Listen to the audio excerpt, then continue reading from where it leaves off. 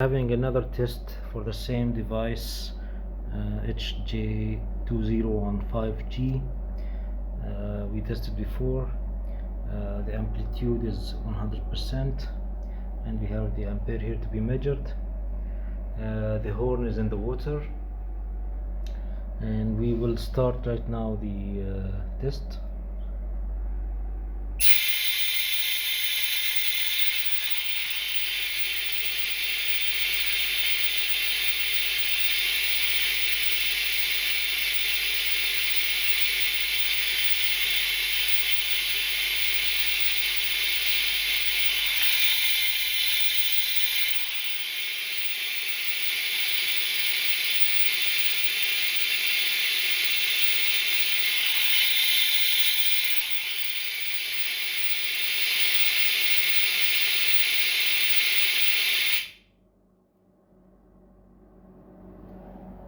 This is the test we had, and the values are measured on the ammeter.